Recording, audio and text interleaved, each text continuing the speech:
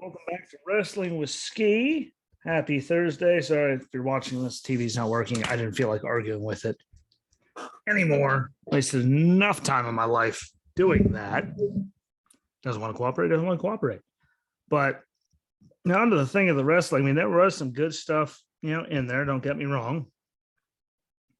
There's a lot of predictable stuff and just dumb stuff mixed in there, in my opinion, which they do a lot. I know. And some of the predictable stuff is good, but a lot of it, I don't understand what, like, they're not getting anything from it, which I'm guessing is my biggest problem with it. Is like, what are we gaining from you guys doing this? And if there's no gain in it, what's the point of doing it? I'm pretty sure we can all agree on what's the point of doing it if there's no point in doing it, which is my big problem with a lot of wrestling. Hopefully you guys agree with that. If you don't, apparently we're not watching the same wrestling. Evidently. And there was some, good spots in there along the way. I'm going to highlight, the good spots along the way. So let's start off with Raw.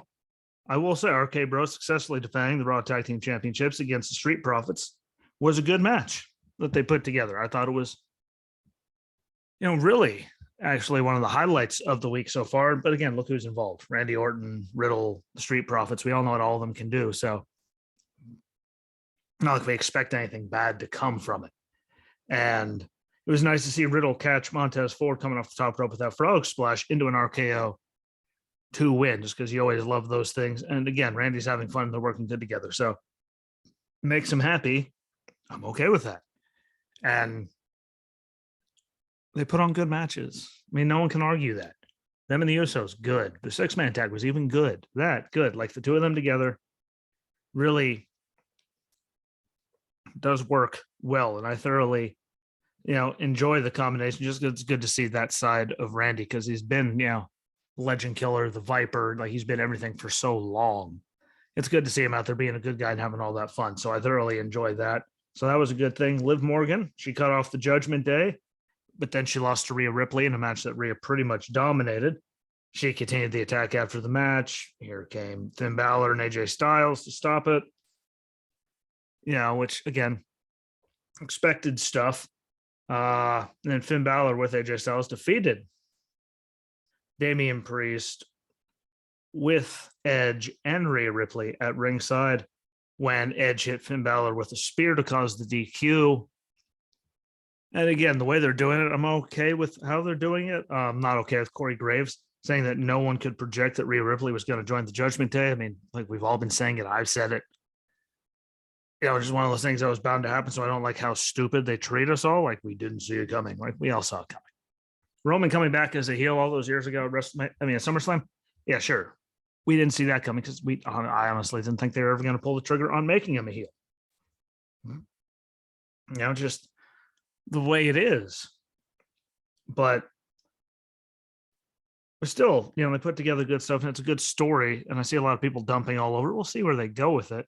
But I mean, what else were they going to do with Rhea? I mean, she went from being champion, just being in all these tag teams, to, like, she needed to do something. And I think her working with Edge, like, how is that going to go bad for her? I think it's a good thing. We'll see what kind of titles they put on everybody. But regardless, under the learning tree of Edge, you can't complain about that. Like, that is a solid, good thing.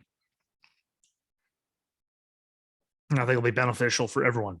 Good on Edge to get the haircut. I mean, it's a younger look. I mean, they were worried about him looking old all those years ago. I mean, at least it gets rid of the long grayer hair that's mixed in there. And I thought it was a good thing. The VIP lounge with Omos, it was a waste of time. It was. Cedric interrupted him. What else is new? Bobby attacking everyone. What else is new? MVP and Omos, walking away and retreating. What else is new? Alexa Bliss came back, defeated Sonya in a quick one. Sonya's no longer official, so we'll get to see her wrestling more, and we all know she can. It'll just be good to see how they run it all out. But it was good to see Alexa Bliss finally back. Her old theme song, old style ring gear. She still had, the old Tron with Lily up there and all that, and Lily with her. But if they could find a way to branch the two of them together, I think that could be really, really good. But her being back is a good thing. They need the help in the women's division. It's become really stagnant and stale. What they're going to do with her, who knows? But at least she was there, had a match. Hopefully that means she's back, so we could see where they go with all that. Especially if they combine both characters, like I think that could be a really good thing. So they'll completely throw away both of them. They just combine them because they threw away the goddess for a while, and she did do a lot of work with the other Bliss. So to put them together, I think would be a really, really good thing for all of them, for the whole thing as a whole, because she is that good and she's really talented in the ring. So anyone that doesn't think this is a good thing, sorry for you, but I think it'll be really good. They just have to figure out how to do the perfect balance between the two if they're going to do that. How are they going to do it? Who knows? Are they going to screw it up? God knows. Can she do it if they let her, do what she wants? Yes, but we'll have to wait and see. The Kevin Owens and Ezekiel stuff hurts my head. Again, Alpha Academy and KO Maul, Ezekiel, 3-on-1. Again, whatever comes from it, we'll see. I'm just over how stupid it is. They gave another guy for Virdamon. Again, we all know how we all know how I feel about the way he's been mauling people. So whatever comes of it, I just think they should have put him with someone big after all those months of saying he was coming. Austin Theory defends, the United States Championship against Cody Rhodes and retains after Seth interferes. So technically Cody won, but we all saw it coming. I mean, who didn't see Seth coming out and interrupting that match? How big of a deal they were making about 10 p.m., what they're letting down to the minute. And we all knew what was going to happen. Seth stomped Cody into the announce table. I will say Cody's moonsault to a standing theory looked awkward, but it was still, a good match. They could put on a really good match if they were for the time. There wasn't any idiocy. We just knew there was going to be idiocy. And hopefully this will be the last chapter of Seth and Cody. Again, they're putting on good matches, so I'm not saying they're not. No one can say they're not putting on good matches. They stole Mania.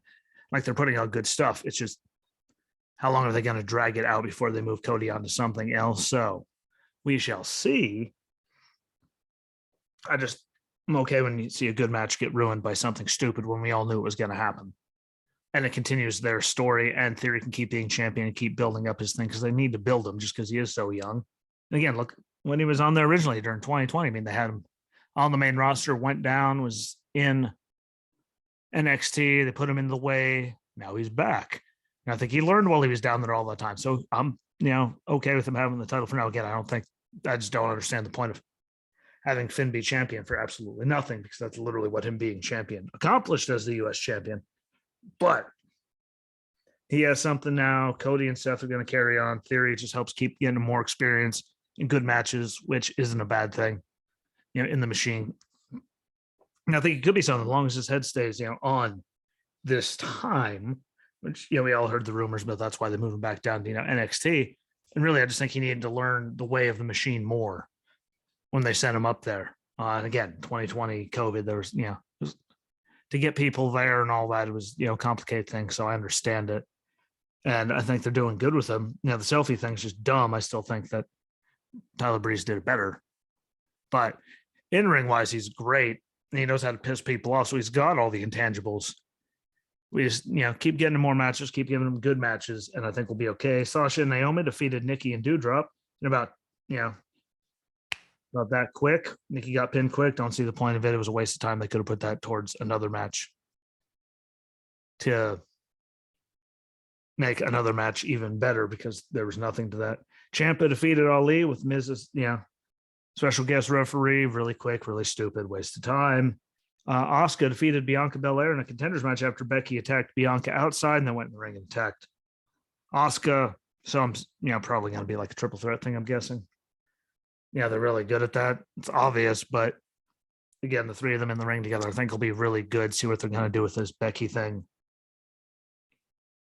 Keep building that, but we know Bianca is, the golden child right now. I think Asuka would hold it down even better, but they had her do it at Mania, beat Becky, so I think she's going to be champion for a while. I'm sure we're going to see Asuka and Becky go at it with it all, but I'm sure triple threat's going to happen at some point. And they kind of did that with titles last year at WrestleMania Backlash. At least they waited this time, but it'll be a good match. Again, no matter what anyone says, Becky, there's a reason she got that big. She can go in the ring.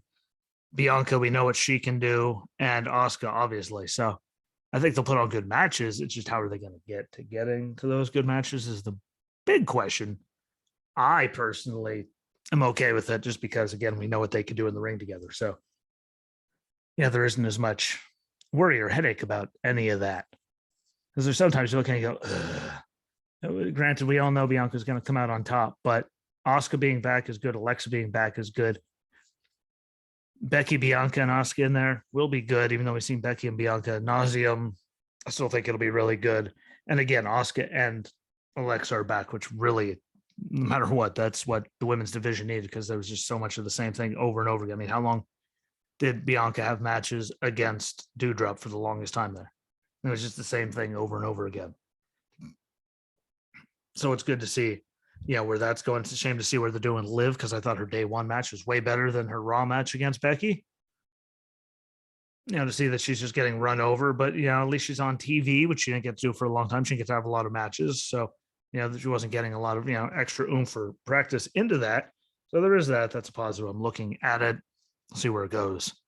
Who knows? But it'll be a good match regardless of how they put it. Just how dumb do they make the story? Because they're really good at making dumb out of something really, really simple. And you can't argue that. Can't teach that, but you can't argue that. It's the way it is. NXT 2.0, the Toxic Attraction with Mandy Rose defeated Roxanne Perez and Wendy Chu to successfully defend the NXT Women's Tag Team Championships. Having Mandy get in the ring like she did to get in the way, whatever, that was kind of dumb. I did like Wendy Chu starting off the crossbody from behind them all. You had all three, members of Toxic Attraction. It's a good way to do it, but Roxanne Perez's kick to Gigi at the end was just god awful looking. No one can argue that point with me if they actually watched it. Does she look good? Yes, but she still needs some. And again, she's young, like she's just there. So I think she'll get better, but that wasn't the best looking. Wendy Chu attacked after the match, had a 3-on-1 on her. We all expected that to happen. See what happens between her and Mandy. I like her in-ring stuff, Wendy. It's just the character just hurts my brain. Waller and Tiffany Stratton's vignette thing when they were shopping was good, but they did it well. They just both hurt my head. And is what it is. Roddy and Diamond Mine looks like it'll be done shortly. Roddy brought in a new guy without having a vote. They had the confrontation with him and the Creeds about interfering in the match to get them the win. We're going to see them and the Viking Raiders. It was the Viking Raiders' first loss in NXT. We're going to see them, I think, next week. It looks like that's breaking down. I still can't believe they got rid of Malcolm Bivens. And apparently a lot of people were, you got rid of Malcolm Bivens. So that was just weird, but it is what it is. I thought he was good at his job. He hurts my head, but he hurts it in a good way because of how he is. The man can talk. It's kind of what you need. So there's a lot of people that can't. So there's that. Gacy explained him and Breaker's stuff, leaving him out in the middle of nowhere with his goons. I loved all the shut the F up, shut the hell up chants the whole time. Wouldn't let him get a word in, all the boos. That was okay. NXT Women's, breakout tournament. Fallon Henley defeated Sloane Jacobs. I'm just going to say it could have been better. It was kind of ugly. If you watched it, that was kind of ugly. Again, they're very young. They haven't had a lot of experience. So, there's that. It was just wasn't the best match I've ever seen. Tony D'Angelo and his goons attacked and kidnapped the guy from Legado whose name they changed. Hopefully, again, that's what he is now. I knew what he was. Del Toro. I think it is now. But attacked and kidnapped him. Hopefully, though, it leads to good matches between Tony D and Santos Escobar. First one's next week. I think it'll be good. So again, Tony D in the ring, pretty damn, he's good. Not the greatest, but he's good. We know what Escobar could do. So maybe this will be a way to get Legado off of NXT and move them up to the main roster so they can, change everything and all the things they love to do. But maybe this is the way to do it. Tony D is the only one running everything. There's none of that. But we shall see. Alba Fire, aka formerly known as Kaylee Ray, defeated Amari Miller. Only real big things I have to say. Alba Fire senton at the end she barely rotated. In my opinion, that looked like it could have ended very badly. I don't see the point of adding a senton to the end of it all. The KLR bomb, but whatever the fire bomb, I guess is what they call it now. Like, at least there's, something to it. And they gave her a cool new thing. I just think it's all dumb. Andre Chase and Saray with Bodie Miller defeated, Waller and Stratton. Again, Bodie hit another air horn, caused Tiffany to be distracted. Game over. see the change with Saray. You know, she did her thing, and then Bodhi came out in her wig and her glasses with a pair of shorts and a crop top cut shirt. Whatever, you know, ha ha, he he. It was still a pretty good match. It's just the whole thing just hurts my head still. Nikita Lyons defeated Ariana Grace in the NXT Women's Breakout Tournament, and Lyons, that was probably her best, kick that she did, in my opinion. So good on her to move on. We all knew she was going to, because her and Lash could end up matching up, and we know that's exactly what they want to happen. So predictable, but at least that's not bad. And then Natalia defeated Cora Jade. And you know what? I can't complain about that one. There's normally this is awesome chance that I have no reason to be there, because you're watching it going, man, this really isn't that awesome from the TV, side of it. But I thought they did a great job with the match. You could see Cora Jade clearly talking to the referee clear as day before she, passed out 3 seconds later in the sharpshooter.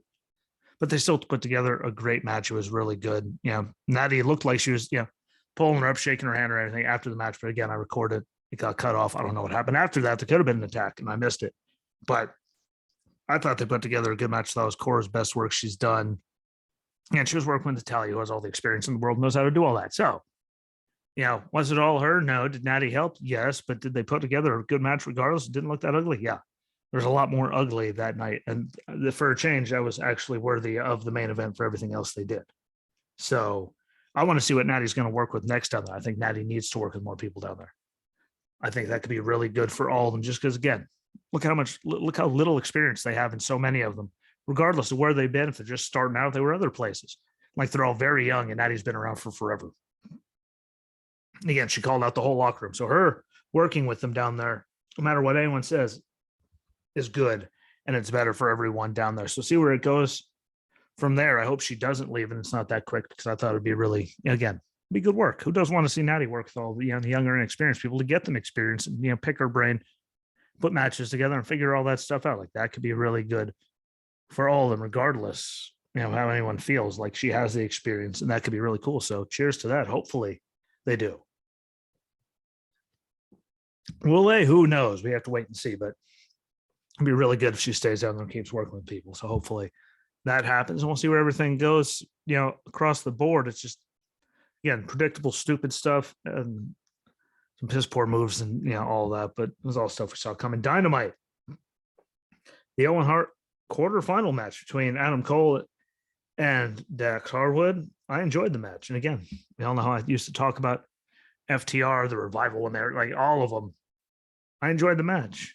Cole won when Dax tapped out to the sharpshooter, but there's none of the normal stupid stuff. It was good to see Martha Hart, there. They said the kids were there. And it was a respectable match to go forward. I was hoping Dax was going to win just because Adam Cole's done everything.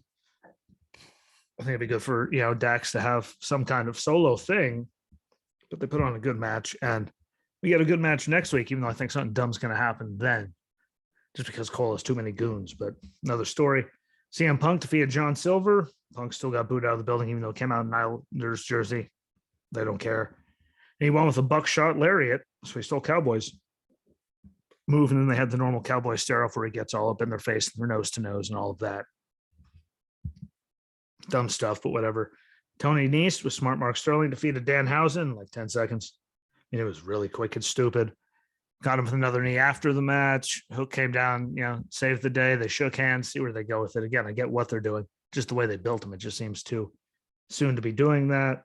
Contract signing, Wardlow coming out in cuffs with no music and boo Wardlow on the screen. MJF comes out as everyone's favorite son because they were in Long Island. That's where he's from. So it was good to see him, get to play that part just because he was home. It was nice to see Sean Spears throw up the big 10. We haven't seen him do that in a very long time. We all know Wardlow's going to win regardless of the lashings and a steel cage match and all that, just to get, with MJF as the special referee. Like, we all know idiocy is going to happen, but when it comes down to Wardlow and the way they're building everything, like, he's going to win so he could be his own guy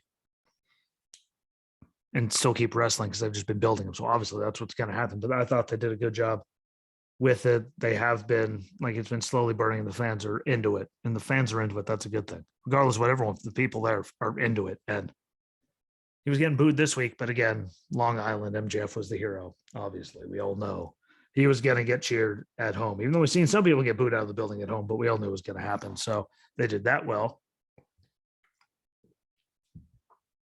Um, Ricky Starks defeated Jungle Boy to successfully defend the FTW title. I thought they had a good match going, but the ending was just stupid.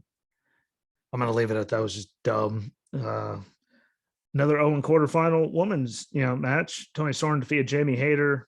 I'd say Jamie Hayter's Uranagi. Whatever it was, Tony Storm on the apron looked good, but that could have been so much better. We know what they're both capable of. We really know what Tony's capable of. That should have been a better match than it was, in my opinion. But Tony moved on. We all figured she was going to, but that could have been better. To me, sorry, call me whatever. Call me a hater.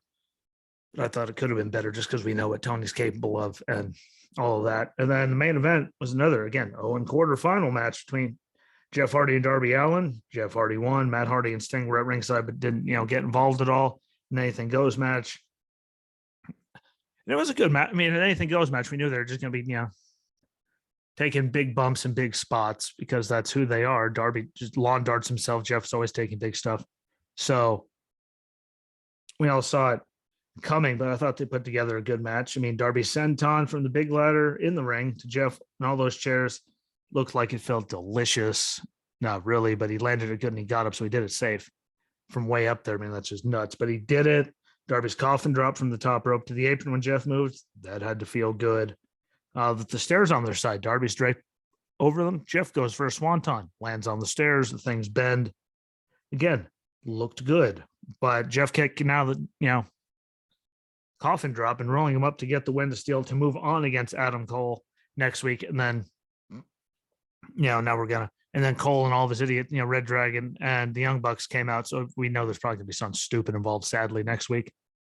We can all hope they don't go there, but they probably will. But, so there was a lot of good stuff there. There's a lot of just predictable idiocy involved.